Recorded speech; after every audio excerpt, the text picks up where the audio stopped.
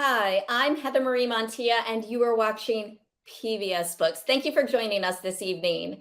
PBS Books, in collaboration with WTTW in Chicago, is pleased to host a conversation with author Dr. Kate Clifford Larson in celebration of the 2022 Library of Congress National Book Festival.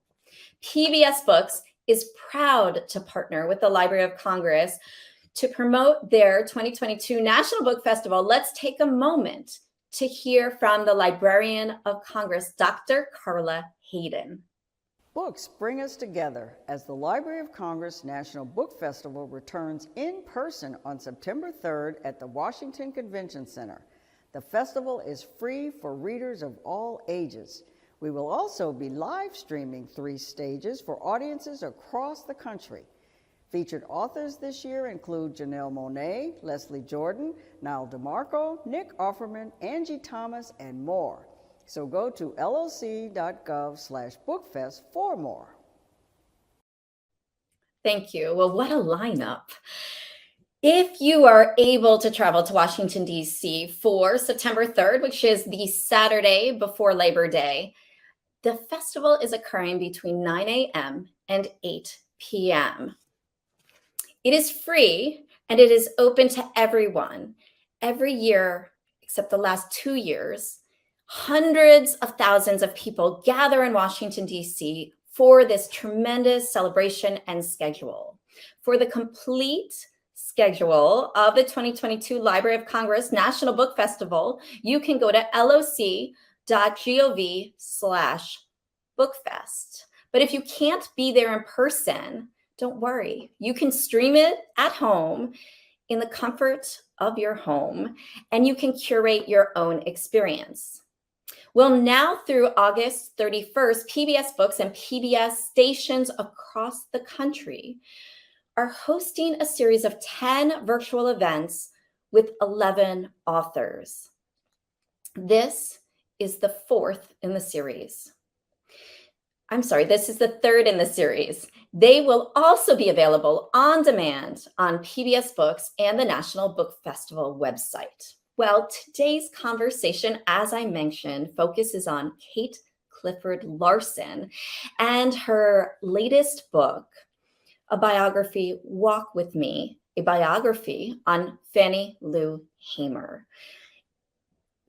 During this conversation, we'll discuss her work and the process.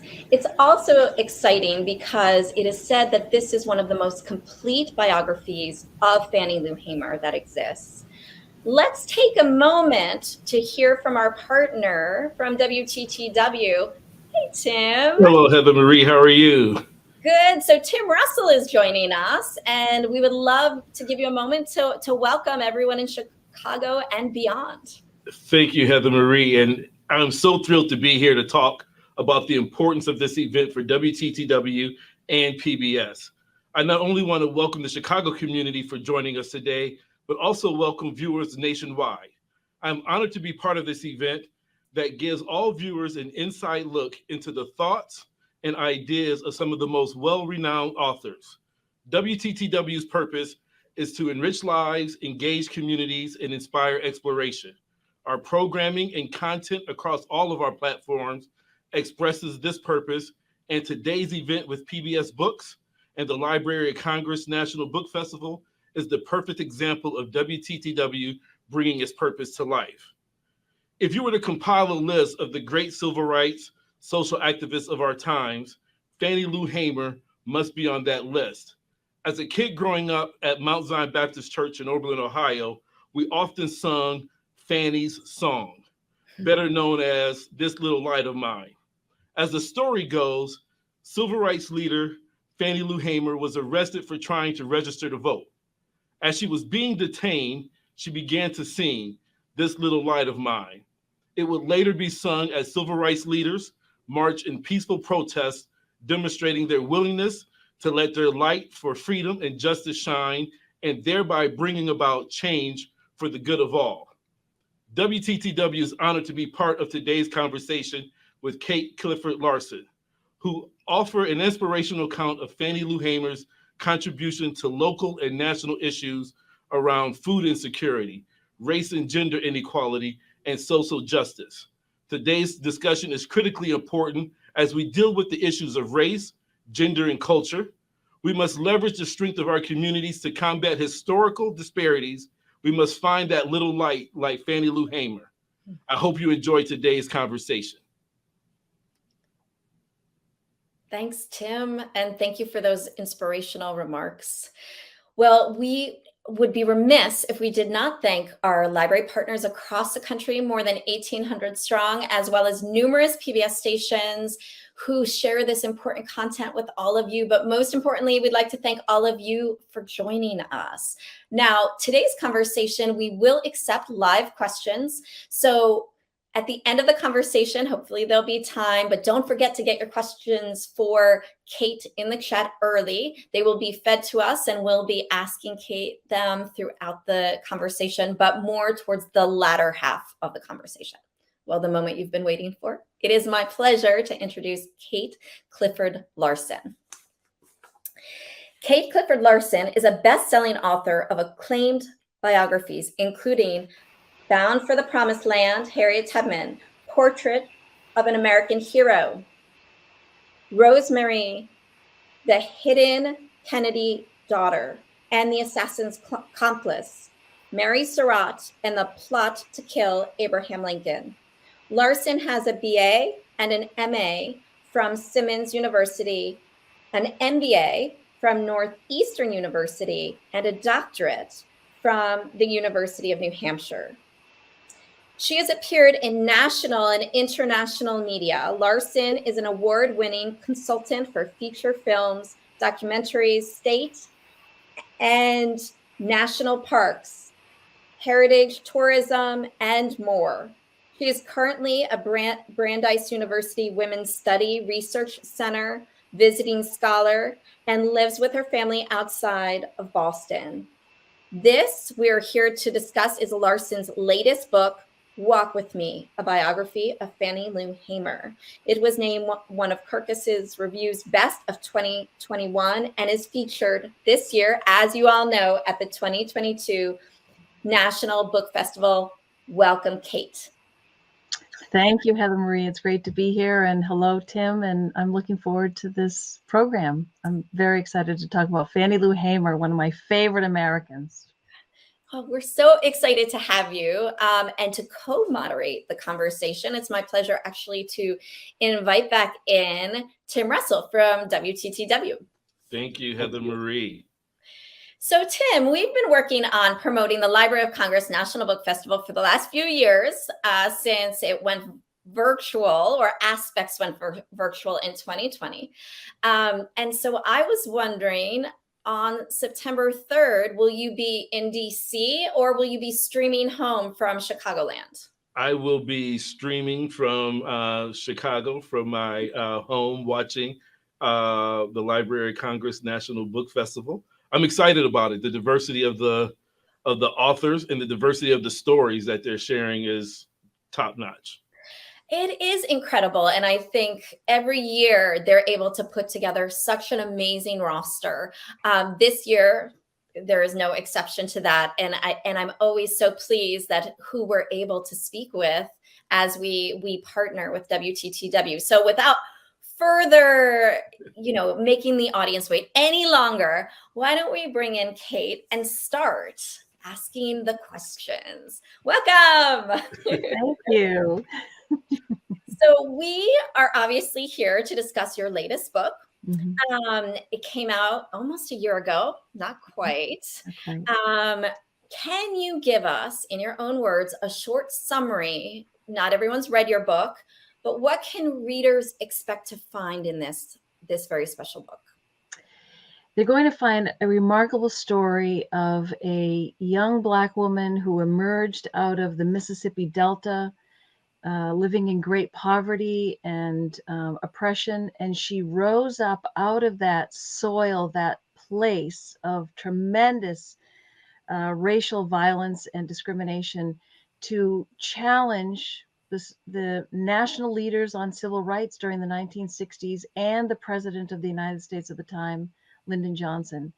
And her voice, her singing voice, her speeches, her passion really shook the nation and changed the course of the civil rights movement, as far as I'm concerned. And her legacy lives on today in communities across the country who are still fighting for voting rights and equal rights, civil rights. And that's why we need to keep reminding everybody of Fannie Lou Hamer's journey and to look for those Fannie Lou Hamers that are in our communities today. Thank you, Kate. So when did you first hear about Fannie Lou Hamer? Can you tell us a little bit about her? And then in addition, what made you decide to write this book? So I learned about Fannie Lou Hamer back in the 1990s. I decided to go back to school to get a degree in women's history and African American history. And I learned about her then. And she sort of captured my imagination as the civil rights activist from the 60s and 70s. She died in 1977, very young, 59 years old. But at the time, I was captivated also by Harriet Tubman, and that's what I was researching and writing about, was Tubman, and doing my dissertation at the University of New Hampshire about her. And when the Tubman book came out, Hamer was still in the back of my mind, and I've written other books since then. But Hamer was always there. I mean, there was something about her. There's a similarity between Tubman and Hamer, and I just, in the back of my mind, always knew there was a connection there. But after my Rosemary Kennedy book came out in 2015, all of a sudden, Fannie Lou Hamer was like knocking at the front of my brain, not at the back of my head. And so I decided I'd better pay attention to this voice that was really becoming overwhelming. And I started to research her life and decided I needed to write about her. But I did not know at the time how important her life story would be to remind us today of that fight for civil rights and voting rights during the 1960s that she was a big part of. Because as the 2016 election season came to fruition, and then the 4 years after that and up till today, the issue of voting rights is crucial once more, just like it was in the 1960s. And so it was kind of like she knew I needed to do this, and my whole soul and brain was involved in researching and writing about her remarkable life to change the world back in the 1960s. No, and so you mentioned the similarities between Harriet Tubman and Fannie Lou Hamer. Can you speak to that just a little bit about what were some of the similarities for those of us who are interviewing and then the audience may not know, be aware of? Right. So, Harriet Tubman was born enslaved, struggled as an enslaved person to make her way and survive on the Eastern Shore of Maryland. She was not formally educated. She liberated herself before the Civil War. And when she reached free soil, she determined she would go back and free her family and friends. It wasn't just about her, it was about the community. And so that's very much like Fannie Lou Hamer. Tubman became an advocate for freedom and equality and justice and self-determination. She was driven by her faith, driven by her family and her love of community. And these are all the values that Fannie Lou Hamer had. She struggled it wasn't slavery, but it was servitude in many ways on the Delta and the Mississippi, picking cotton. And she had very little education. She dropped out of school in 6th grade. But she had this passion for her family and her faith and the community and what was right and wrong. And so when she became an adult woman, she reached a couple of crossroads, just like Tubman did, her choice to race for freedom or stay with her family. And Fannie Lou Hamer did the same thing. She had some choices, and she chose to fight for her family, her community, bolstered by her faith.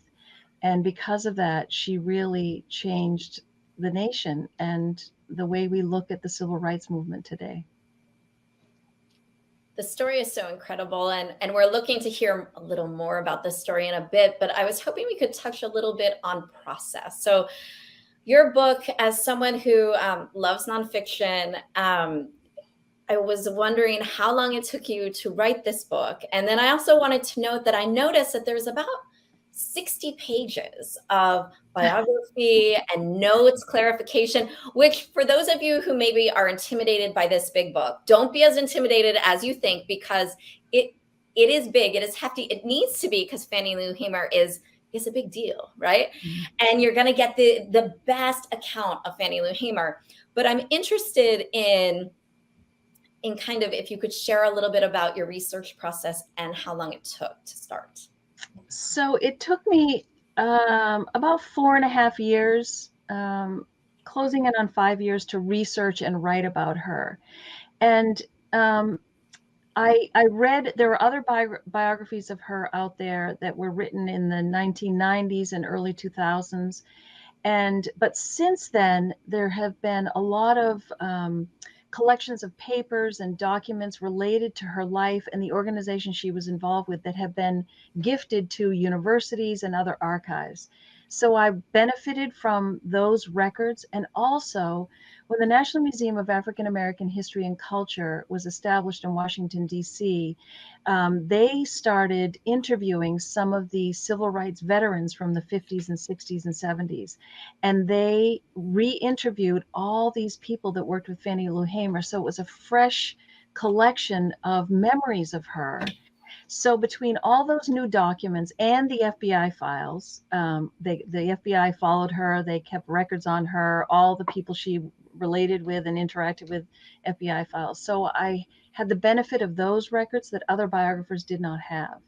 So it opened up a world of Fannie Lou Hamer, the woman, and the context of her life and the people that she was involved in. And so to put Fannie Lou Hamer at the center of the civil rights story was my goal, because for me, that's how I look at history. How does the ordinary person who ends up actually doing extraordinary things, how do they live and exist in these incredible moments in our American collective history?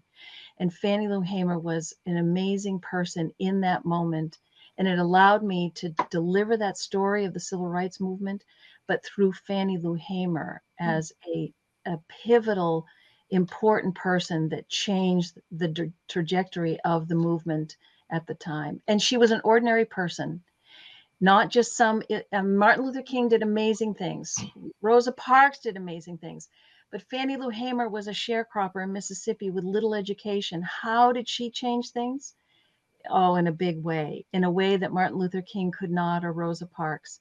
And so that was really drove me to write her story. I couldn't stop. I had to get every detail of her life and explain how this incredible child, teenager woman rose up out of that dirt in Mississippi Delta and became such a catalyst for change in our country. I mean, I think in your book, it says she was the 20th child. Right. I mean, when I read that, I just was like, oh my gosh, right? Just even, there's a lot there, just even knowing that. As you did all of this research, did you have a favorite library? I'm sure you had many favorites. What was one you would share in terms of that stuck out to you in terms of a library or an archive that really helped you to find something, some little bit of information that was just you didn't expect? So there's so many digitized archives now. So of course the Library of Congress has some information. The Smithsonian Institute has recordings of her speeches and the rallies that she attended, especially when she was very just emerging in the movement, and she would sing to calm a crowd down and then get them all excited in the rally. And then there's the Wisconsin Historical Society that has an amazing collection of civil rights activist papers, and the Student Nonviolent Coordinating Committee. And then there's, the Martin Luther King Center has collected many of the civil rights archives and many of the papers of the organizations that Fannie Lou Hamer was involved in. So I would benefited from all of those. And I have to give a shout out to librarians and archivists across the country during the pandemic, when a lot of those places were closed, and they continued to work. And I would request, I just plead, and oftentimes I didn't have to plead, can I get a digitized copy of such and such? And they would do that. It was because I couldn't travel to those archives. So those archivists and librarians went above and beyond to help me as a scholar, and I'm imagining they did it for other scholars too. They did the lion's share of getting the resources I needed to write this book. I mean, the book, Kate, is fascinating, and just the way that you kind of describe Fannie Lou Hamer's life throughout the book. Did you happen to interview or talk with people that knew Fannie Lou Hamer? And what were those conversations like? Because my assumption is that Fannie Lou Hamer was an ordinary person, as you mentioned, who did this extraordinary thing, fighting for civil rights and voting rights. And then, so my assumption is that her friends and the people that knew her were probably also ordinary people. And so when you approached them, what was it like interviewing them? And is there a story of one in particular that you would love to share? There's so many stories, but of course, interviewing the people that knew her, I was like, they are rock stars to me, that they knew Fannie Lou Hamer. But when I interviewed them, I cannot express that feeling, but the sound in their voices when they talked about Fannie Lou Hamer, now they're in their 70s and 80s now, and they still have that feeling that when they first met her, that they were in awe of her. And some of them were young students when they met her for the first time, and she would speak to them and encourage them to be part of the civil rights movement. And even today at 80 years old, some of them are like, she rocked my world. She changed me. And their voices change when they start talking about her, and they get very emotional talking about her. So that was quite an experience for me. I did not expect that. And so I hope that comes across in my book when I quote them talking about Hamer and their experiences with her. So there are a couple of conversations that I had with a few people that, all the conversations were amazing, and they told me incredible stories. And there was one that talked about, so she was incredibly famous after 1964 when she, was on the national stage. And so everybody, just idolized her in the civil rights movement. And some of these young people who met her later in the later 1960s and early 70s, they'd go to her home in Ruleville, Mississippi. And two of these young people were lawyers, young lawyers, just on their first kind of community activist lawyer jobs. And they went to meet her, and they went on their porch. They're sitting on her porch with her, and they're talking to her, interviewing her. And both of these lawyers I talked to said they have very little memory of what they talked about because they were so in awe of sitting on the porch with Fannie Lou Hamer. And they remember that her granddaughter was in the yard, digging in the yard, playing with something. And Fannie Lou Hamer, just checked on her granddaughter a few times. And then they were talking to her, and she said, oh, I got the key to the city of, I think it was Cincinnati. And the two young lawyers are like, really? Can we see the key to the city of Cincinnati? And she said, sure. She called over her granddaughter, who was using the key to dig in the front yard. And they just were like, oh my gosh, she's just so not affected by the fame and all the things that, it's just something else. But her goal, and the reason those lawyers were there, were to help community people who were struggling against foreclosures on their mortgages, or they were getting their furniture repossessed because they couldn't make the next payment.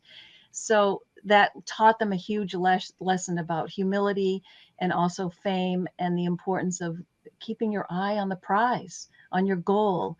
You have work to do, keep doing it. And those keys to the city are not necessarily the be all and end all. Yeah, and Kate, one of the great things about this book was, I think, an ordinary person or a regular individual would have probably quit at some point throughout, this journey. But what was kept coming through was Fannie Lou Hamer's perseverance and her unwavering voice for change. Can you talk a little bit about that and what we can learn from that, from her perseverance? So Fannie Lou Hamer was living her life as a sharecropper in Mississippi, and it wasn't a great life, but it was a life, like many of, thousands of people in Mississippi doing the same thing. But she reached a couple of crossroads in her life. One was she was sterilized without her permission when she was in her early 40s. And she was hoping to have surgery to take care of some fibroid tumors that were preventing her from getting pregnant. And the doctor just sterilized her and never told her. She found out from the cook on the plantation that she was a sharecropper in, that she had been sterilized. And that sent her into a deep depression, and she questioned her profound faith. And she says that she said to God, "What are you doing? Why? What is this all about?" And she really struggled with her faith and her belief in humanity. And her faith really elevated her and supported her. It was her foundation. And she came out of that crossroads determined to make a difference in her life and the lives of other Black women and sharecroppers in Mississippi. And so that's the really important thing about Hamer. She had this foundation that even though she questioned her faith, it always stood strong for her. And that's what she returned to time and time again when she faced down the violence, the discrimination, the threats, the horrific conditions. She had to keep going. She did not stop because she felt that she had a moral directive from God, from humanity, to make a change. And that was her source of strength. Just like Harriet Tubman, the same kind of faith that never wavered. And Fannie Lou Hamer just returned to her faith repeatedly so she'd have the strength to carry on. Well, for those of you who are just joining us, I'm Heather Marie Montier. You are watching PBS Books. I'm here with my colleague, Tim Russell from WTTW, and we are talking with Kate Clifford Larson about her latest book released in 2021, a biography about Fannie Lou Hamer. And I will show you because it is such a gorgeous book. Walk with me. So back to the conversation, and Tim, over to you. Thank you, Kate. I'm really enjoying this conversation, and I can feel your passion for Fannie Lou Hamer. There also in the book, there's this searing anger and pain on the pages of this book, particularly reading the abuse Hamer faced by police after her arrest in Mississippi. The chapter is particularly difficult to read. How hard was it to write? So that is the chapter about her arrest and incarceration over a few days in Winona, Mississippi. And she was, along with other civil rights activists, she was brutally beaten, and she personally was sexually assaulted. It was it's a very vivid chapter, and I struggled with writing that. But at the time that I wrote that, I was then a visiting scholar at the Brandeis Women's Studies Research Center, and I had a group of women that were reading the chapters. And so I worked the chapter through with them. And the Me Too movement had happened since I started the book. And I decided that I needed to tell Fannie Lou Hamer's story, the truth of it, because she didn't really talk about it in public. But I thought if she were alive in 2020, she would tell the truth of what had happened to her. So I felt an obligation to write it. But it was very, very difficult as a woman to write those scenes in that jail. But the women at Brandeis helped me work through it. And I think that it's an important statement. And I hope that it gave voice to Hamer, who really was not comfortable talking about all of that in public. Kate, thank you for sharing that. And I feel I struggle often when I read chapters like that to think about what the author must have gone through as well as they uncover and as they deal and think about their own mental health. So it's in some way, it's never nice to have to, but it's wonderful that you had such a supportive community to be able to that.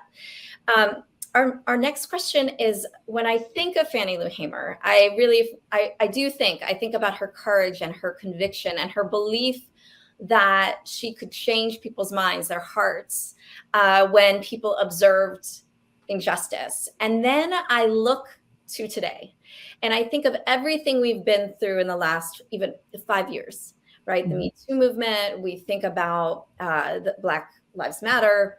We think about everything that's happened, even the inequities in how healthcare has been handed out. And I can't help but wonder what you think Fannie Lou Hamer would think today. So I think, on the one hand, I think she would not be surprised that we are still struggling with these issues today. On the other hand, when she died, even though she was struggling at the time that she died, things were better in her world. You know, voting rights had improved, etc. So there's part of me that says she would be shocked at the rapid reversal that has happened in the status of women's health care, particularly Black women's health care. Serena Williams is an example, who is out there advocating for more resources and to change attitudes about the treatment of Black women in healthcare. And you know, voting rights. We're talking about this every single day. I think that would probably trouble Fannie Lou Hamer the most, that she had struggled so much to make change, and there was tremendous change in Mississippi and across the country. But clearly, it wasn't enough, because we're still dealing with this more than 50 years later. Thank you, Kate. And I have a two-part question for you. First is, what you touched on this somewhat, but what do you think would be Fannie's her biggest legacy is today? And then what is a takeaway you would love for people to take away from reading your book? If there was one thing that you would say that I was hoping to get across, what would that be? So that's so mean, one thing. You know, Fannie Lou Hamer would go on for an hour right now.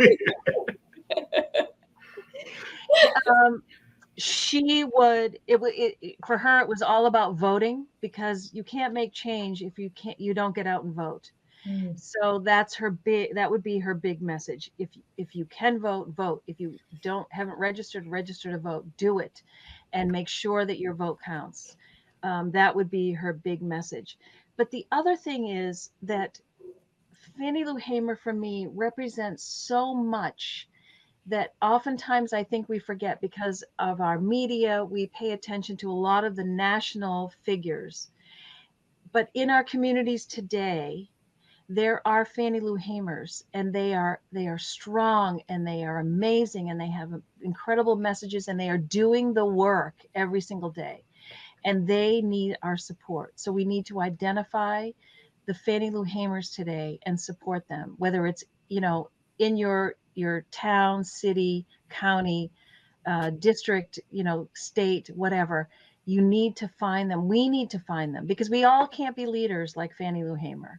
But we don't have to look at the leaders that have the elite educations. They have all the financial resources. You know, they're going to do fine. But the Fannie Lou Hamers don't have those assets. But we can be the assets, and we can elevate them and support them. And that's what happened to Fannie Lou Hamer. And that was she got that support, which catapulted her to the national stage. And she made a difference, because Americans around the country recognized her in themselves. And that motivated them to register to vote, to go and vote, and to make change in this country in the 1960s. You know, Kate, we at WTTW, we did a Chicago Stories on Ida B. Wells. And, you know, as I was reading the book, and you mentioned Harriet Tubman, and she should have popped in my mind as I was reading it too. But, you know, I saw that through line from Ida B. Wells to Fannie Lou Hamer. And then, so if we look at today, and, you know, about who do you think is that, or are there people that you would say is that next through line to Fannie Lou Hamer? So on the national stage, everybody recognizes Stacey Abrams. But behind Stacey Abrams are those women in all those communities and men across the country that are supporting a Stacey Abrams. And I think of the civil rights activists that I interviewed that are now in their 70s and 80s. They're still active. They haven't stopped. They're out there. They're campaigning. They're raising money. They are giving speeches. They are reminding people you have to keep working because it isn't a given. The Civil Rights Act was passed in 1965, the Civil Rights Act that was passed by Lyndon Johnson. Well, now that act is being whittled away by the Supreme Court. So those civil rights activists from the 60s are reactivated, and they are out there telling us you have to keep fighting. That Civil Rights Act cannot be dismantled. So look for those activists in your community, join with them because they are really gifted and they are adept at identifying the younger generations that are rising up, and those young people that have the power and the passion and the ability to reach a nation. So we need to look for those in our communities today, everywhere. So I encourage that, now in honor of Fannie Lou Hamer. She would say the same thing. She would absolutely say that. Thank you. Well, we've been having lots of questions come in on our Facebook feed. So the first one I'm going to ask, actually, because it's the second question she's asked. Erica M. Brooks wrote, what was the deepest and most profound moments you encountered that will always forever express this Black woman's struggles on behalf of all Black women? Oh my God, here we go with one profound moment because there were so many. Fannie Lou Hamer didn't only struggle for voting rights. She struggled for access to food and housing and health care. She was sterilized without her permission. She became a fierce advocate for control over women's bodies. Although later in her life, she became conservative and was anti-abortion, it was a result of what had happened to her.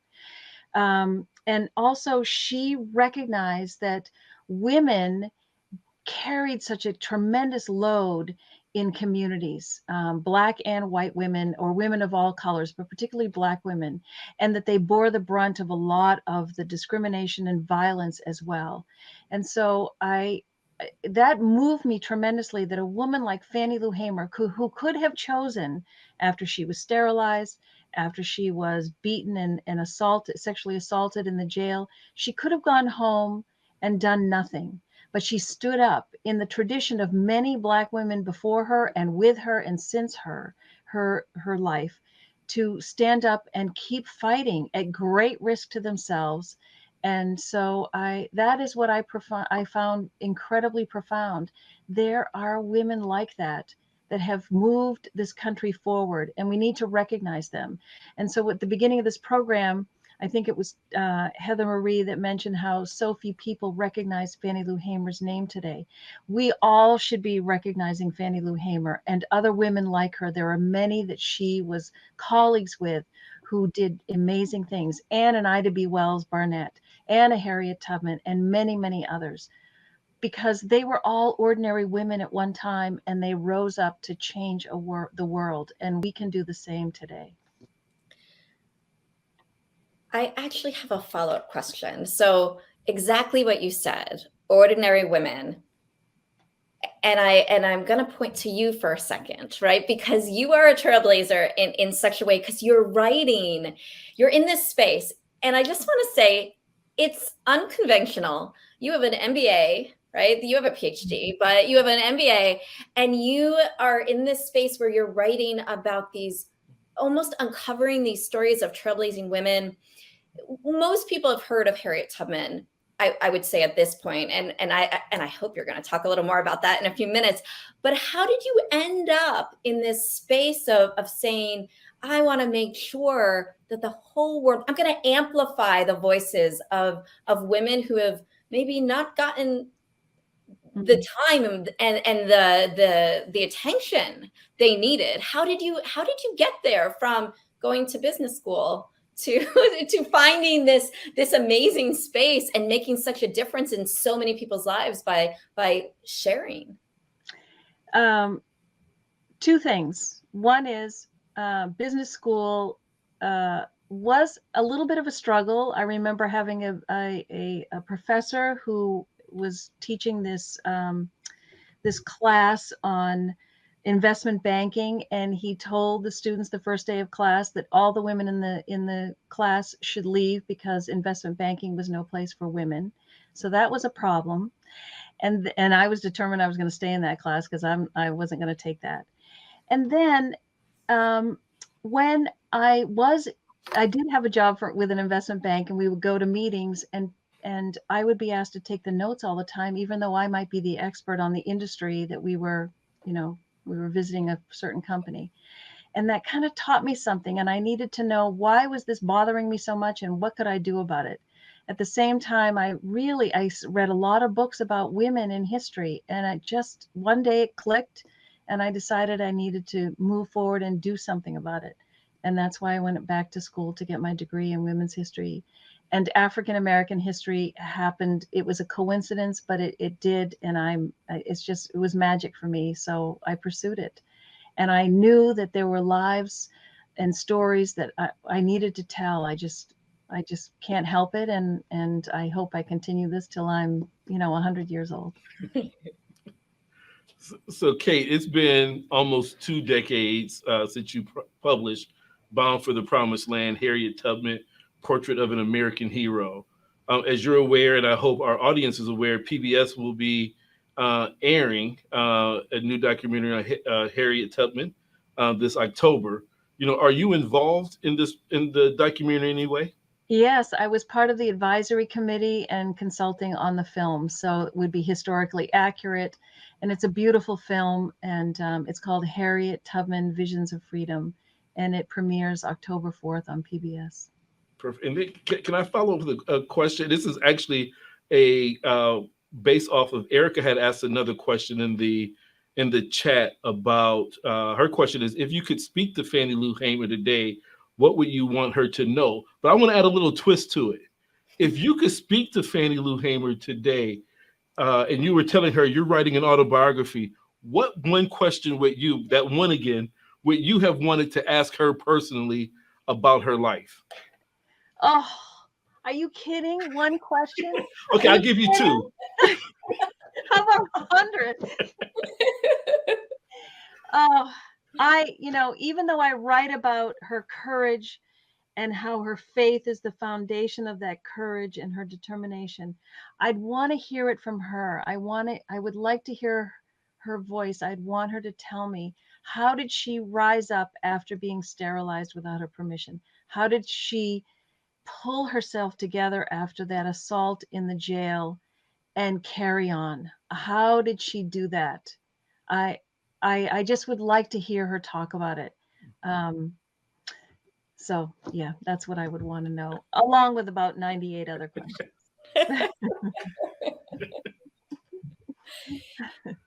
Okay. Well, the Library of Congress, so that's what brings us together. And I was hoping if you could share a little bit, is this your first time going? Are you looking forward to it? We know what you're going to be talking about, at least some of what you're going to be talking about. Can you share anything? Give us like a little hint. So I've never been, and I'm excited to go and also be a featured author. And I will be doing a conversation on stage with another amazing author, and her book about civil rights activist Constance Baker Motley, Tomiko Brown Nagin. I'm just going to show her book here. So we are going to be in conversation on stage talking about these, Fannie Lou Hamer and Constance Baker Motley. And I think it's going to be an amazing conversation. And I hope everybody will come and listen and ask questions and celebrate these amazing women that were trailblazers that have brought us to this moment, and this moment where we need to rise up and in their spirit and with their legacy carry on their work. Well, we're so excited that you are involved with with the Library of Congress National Book Festival this year. You are in for quite the treat. The first time I went was in 2019, and I will tell you two things. One is plan your agenda. Yes, you're going to be busy. You're going to have this conversation. I went there for work as well, but I was so busy and I couldn't I looked at the schedule and there are going to be multiple things you want to do at the same time. So plan ahead and map it out. And if not, the good news is you can get all the content later because yes, the 3 stages are being live streamed, but all the other content will be available within 2 weeks. It'll be rolled out. So that's great news for you. That did not happen in 2019. So yay. The other is it's incredible. You will meet even waiting online or walking around the most amazing people, and they're all curious, right? They're all people like us. They're every walk of life, and they are it's just a great feeling to look around and be like, oh my gosh, this is incredible. And so I will say that it is something everyone should do. And it's just a really special experience. And I just think that everyone is going to be so fortunate to be able to hear you speak and delve more into the details of your book. And we feel so fortunate. Before I close the show, Tim, do you have any last question? You have been giving all these hard questions to Kate, and one more question for you. That's all you get, Tim. One. Okay, well, I think this would be a simple one. Are you currently writing anything? And if so, what is it? Can you share a peek? I can't share. We were hoping to get some breaking news. I can't. But I mean, I'm sure whatever you're writing is going to be one of those, another book that really, forces us to look at ourselves as well as the person that you're writing about. I will say that for me, while reading Walk with Me, it forced me also to look at what I'm doing and how I'm participating. And so for me, that's the takeaway. And I hope that those who read it also can do some self-reflection. So Kate, thank you so much. This has been an honor of mine. Thank you. Thank you so much, Tim and Heather Marie. This has been fantastic. Thank you. It's really been so much fun. And Tim, thank you for being my partner in crime in this interview. It's been really fun to have you. We love to partner with WTTW, and big shout out to the Chicago community. And just don't forget to stream if you can't be there in person. And don't forget to stop by the talk that Kate Clifford Larson is giving. So it's time to close the program. I want to remind everyone that the Library of Congress National Book Festival happens on September 3rd between 9 a.m. 8 p.m. Leading up to the Library of Congress National Book Festival, PBS Books is doing a series of 10 virtual programs to promote the book festival. And we are so lucky to be able to speak with amazing authors like Kate and to talk to them about their work and also their experiences and at the Library of Congress National Book Festival and what we can expect. So don't forget to tune in on tomorrow night we'll be speaking with Geraldine Brooks. But it will be at 6 p.m. If you join at 8, you'll still get to see it and stream it, but it will start at 6 p.m. Eastern Standard. Until next time, till tomorrow, I'm Heather Marie Montilla. You're watching PBS Books. Happy reading.